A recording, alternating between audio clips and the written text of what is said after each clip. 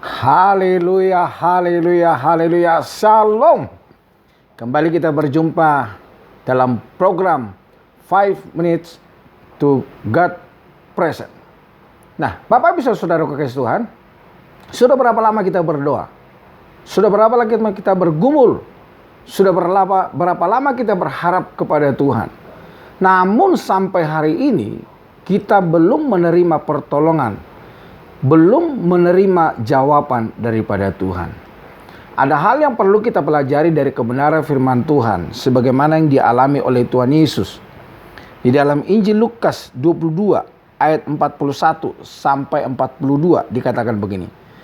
Kemudian ia menjauhkan diri dari mereka kira-kira sepelempar batu jaraknya.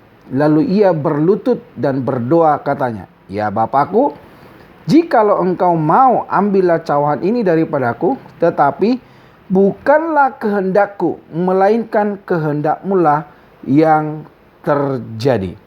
Jadi Bapak Ibu Saudara, kita bisa berdoa kepada Tuhan, memohon belas kasihan Tuhan, memohon pertolongan Tuhan.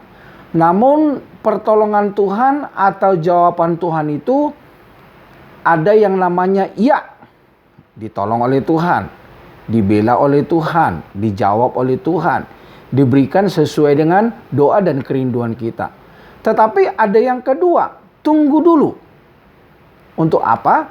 Tuhan mau melihat kita sungguh-sungguh enggak berharap sama Dia. Kita bersabar enggak dalam penantian akan Tuhan. Tetapi ada yang ketiga, saudara, tidak sama sekali. Karena apa? Jawaban Tuhan itu tidak sesuai dengan kehendak Tuhan, atau tidak mendatangkan berkat untuk kita, atau itu bukan untuk kemuliaan nama Tuhan. Atau yang berikutnya, ada sebuah rencana Tuhan di dalam kehidupan kita.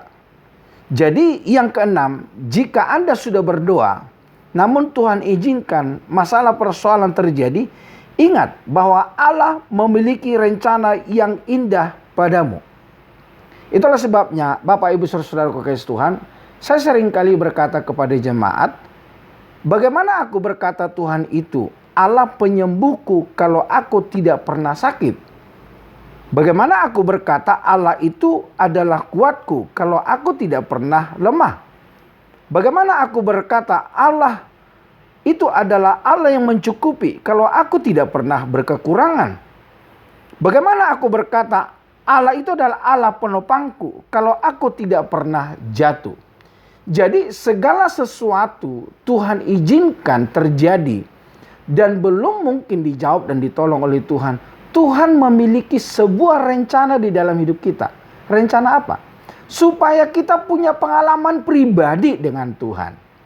Jadi kita nggak berkata Tuhan itu adalah luar biasa. Itu hanya kata orang, hanya kata pendeta, hanya kata pemimpin pujian, hanya kata orang-orang gereja. Tetapi semuanya itu Tuhan izinkan supaya kita punya pengalaman pribadi bersama dengan Tuhan. Jadi Tuhan mau supaya kita mengalami bukan kata orang. Supaya kita mengalami bukan hanya pengalaman orang lain. Tetapi kita punya pengalaman pribadi. Kita pernah mengalami Tuhan dan kita berjumpa dengan Tuhan. Dan kita berkata Allah yang aku sembah adalah Allah yang hidup. Allah yang sanggup melakukan perkara yang luar biasa. Jadi hari ini Bapak Saudara kekasih Tuhan, kalau toh semua apa yang telah Bapak Ibu lakukan dan Tuhan belum jawab, semua itu Tuhan izinkan untuk mengarahkan kita kepadanya supaya semakin hari semakin mengandalkan Tuhan. Di dalam Yeremia 29 ayat 11 dikatakan begini. Sebab aku ini mengetahui rancangan-rancangan apa yang ada padaku mengenai kamu. Demikianlah firman Tuhan, yaitu rancangan damai sejahtera dan bukan rancangan kecelakaan, untuk memberikan kepadamu hari depan yang penuh harapan. Kiranya kita tetap kuat di dalam Tuhan. Apapun yang terjadi, apapun yang Tuhan izinkan, semua itu ada berkatnya. Semua itu ada sesuatu rencana yang indah yang Tuhan perbuat akan kita. Tetap kuat di dalam Tuhan. Tuhan memberkati kita semua. Haleluya. Amin.